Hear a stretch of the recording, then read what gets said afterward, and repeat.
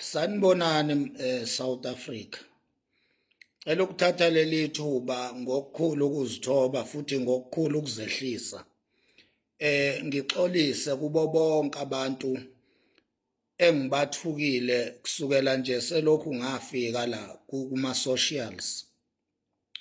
Ngiyakhumbula ukuthi la kwi social media ngifike ngo-2022.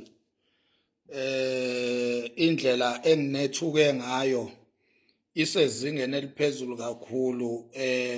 Akekho umuntu ohloniphekile nje engingamthukanga.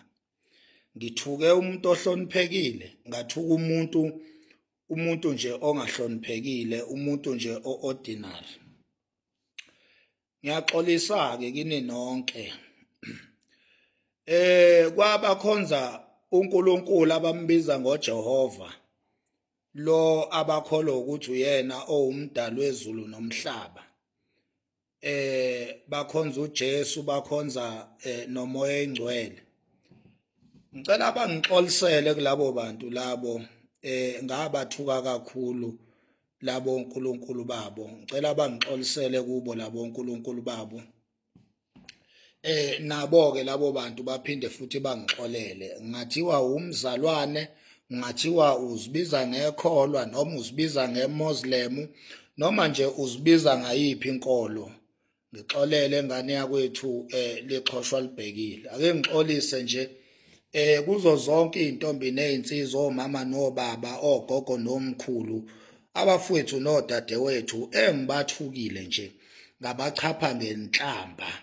Ngixoliseleni ngani zakwethu, nani niphinde ningixolele. Ngixolisa lapha ya kwaShembe, ngake ngaxolisa ke ngiyaphinda futhi ngiyaxolisa laphana kwaShembe onyazini lwezulu, uNkulunkulu wesizwe sakwaZulu. Ngiyaxolisa nje kakhulu unyazi lwezulu. Ngicela amaNazaretha ahloniphekile ningidlulisele lo myalezo kunyazi lwezulu. Zikhona ke izinhlelo ezokuthi ngelinye ilanga umuntu eze azoguqa phambi konyazi lwezulu ukuze amkele isibusiso salolu uxolo engilixolisa in public la kuma socials. Iphinde ngixolise futhi emakhosini engawathukayo kusukela nje kuyisilo, ngake ngaxolisa futhi kuso isilo. Ngiyaphinda futhi egameni laso isilo ngiyaxolisa, naseNdlunkulu ngiyaxolisa ngayo yonke indlela iNdlunkulu engayichapha ngayo ngenhlamba ngiyehlisa isithunzi isilo. Ngiyaxolisa ngane zakwethu, ngithi nalapho futhi lixhoshwa libhekile. Ngiyaxolisa ngithi nje bayede ayidli ishiyele. Ngixolise ke nje kuso sonke isizwe sikaPhunga noMageba, sonke isizwe sikaZulu. Ngixolise kuwo wonke amabutho namakhosi kwaZulu ukwangcolisa nawo ngokuthi ngithuke wonke nje umuntu engimthukile ngaphansi kweZulu tribe. Ngiyaxolisa nje kakhulu, lixhoshwa libhekile ayidle ishiyele. Xolise kuzo zonke ke nje izizwe engiyithukile, ngibala amaMpondo, ngibala amaXhosa, ngibala amaPedi, ngibala amaVenda, ngibala aMashangane engisayikhumbulayo nengingayikhumbuli ke. Ngiyaxolisa kuzo koZimbabwe, ngiyaxolisa kuzo zonke nje izizwe nama-tribe engiwathukile singomakhanya. Nalapho siyaxolisa, sizwakalisa nje kakhulu uxolo olusuka nje enhlizweni emhlophe egcwele kakhulu ukuphenduka nokuzisola. Izinyanga nezangoma, labo abazama impilo ngokuba zinyanga, abazama impilo ngokuba izangoma, nabo ngabathuka. Ayidli ishiyele ngane zakwethu, ayidli ishiyele. Nginibize ngazo zonke izinhlamba, nganichapha, nganithuka. Abanye benu bengangenzanga lutho, ngavele ngabasukela nje Nkosi yami, ngathela inhlabathi ephalishini labo. Nabo ke futhi abangixolele ngithi ayidli ishiyele ngane zakwethu lixhoshwa libhekile. ake ngixolise endimeni yomculo kaMaskandi zonke nje izinsizwa engiyithukile ngenza lokhu obokubizwa ngokuthi umntalapho zingonela ukuthi izinsizwa sathela ihlabathi nje ephalishini lazo izinsizwa nezintombi singomakhanya sithi sehlela ngezantsi ingane zakwethu siyaxolisa kini nonke angeke sikwazi ukunibala ngamagama ngoba hleze abanye sibavalele ngaphandle mhlambe sesikhohliwe abanye ukuthi nabo sasibathukile so ngoba endimeni yomculo kaMaskandi nibaningi kakhulu ngizocela nje ukunihlanganisa nonke ngale kokuniselector ngamagama ngithi nje endimeni yomculo kaMaskandi ngiyaxolisa ngixolise la nganyathela khona amakhona eqhawe ukhuzani la nganyathela khona amakhona eqhawe umthandeni ngane zakwethu ayidli ishiyele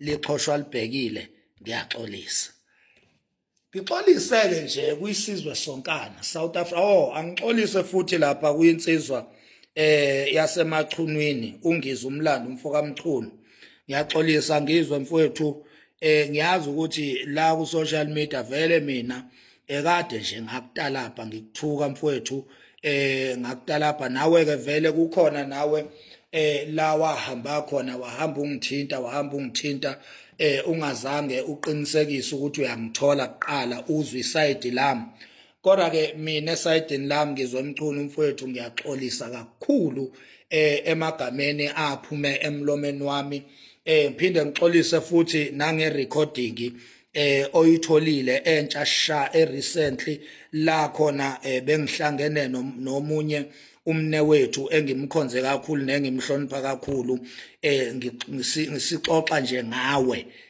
ngiyaxolisa ngizwe umlando umfoka Mchunu nangaleyo recording akuyona inhloso ukuthi leyo nto ifike ngaleyo ndlela efike ngayo kuwe beyikhona indlela besisayiplana yona indlela ehloniphekile ebengizoku-approacha ngayo kwasuke ke kwaputshuka leyo nto ke leyo ngalendlela eputshuke ngayo ngixoleleke ngizwe Mchunu nawe yazi ukuthi uma kuhletshwa kunamagama asekuhlebeni asetshenziswayo lapho kusuke kungaqashelwa khona ukuthi liphi igama elisebenzayo ngoba kusuke kuhletshwa kodwa umuntu mengabe somconfronta kuba neprofessionalism kuba neorder umuntu kuba neorder yamagama owasebenzisayo angebona ubudlapha nenhloso yokumcasula lowo muntu loyo ingakho ke ngithi leyo video noma leyo recording ngendlela eze kuwe ngayo akuyona indlela ebengizoku-approacha ngayo bengizo-approacha nje njengomfowethu njengomnewethu njengensizwa eyinsizweni esiphila nayo la kwa-social media ngayibona futhi ngabuncoma ubunsizwa bayo so bengizokuhlonipha kulelo zinga as much as bengingaphathekile kahle kodwa bengeke ngikuthulule ungaphatheki kahle kwami kuwe ngendlela leyo recording efike ngayo kuwe ngixolele nje kakhulu ngizwe Mchunu kube nje ubudedengu bami kanye ke nakho konke ke nje engikukhulumile noma engakukhuluma okubhekiswe kuwe okungekuhle kwamagama anenhlabathi siyaxolisa kuwe Macingwane Msholozi ayidli ishiyele baba ngiyaxolisa kwa MK wonke amagama nenhlamba esikwenzile sithuki MK nomsholozi siyaxolisa ko IFP siyaxolisa ko ANC siyaxolisa ko DA siyaxolisa lapha kwi-IFP siyaxolisa kakhulu lapha kwi-ANC siyaxolisa kakhulu kwi-MK siyaxolisa nabanye ke nje ama political parties and leaders esiwathukile singomakhanya siyaxolisa kakhulu ngithi nje ake ngenze lesi sixoliso ngane zakwethu siyafika nje emqondweni wami ngoba mina ngihlale kube khona into ekhuluma nami ingidirect ithi angenza ukuthi so ileyo nto ke efikile njengamanje ngixolisa nje kwi-South Africa yonkana amakhona namakhona esike sawathinta kabi singomakhanya eSouth Africa kwaZulu kwaXhosa kwaNdebele eVenda yonke indawo koLimpopo ko-Eastern Cape ko-Cape Town yonke indawo la sihlukumeze khona siyaxolisa.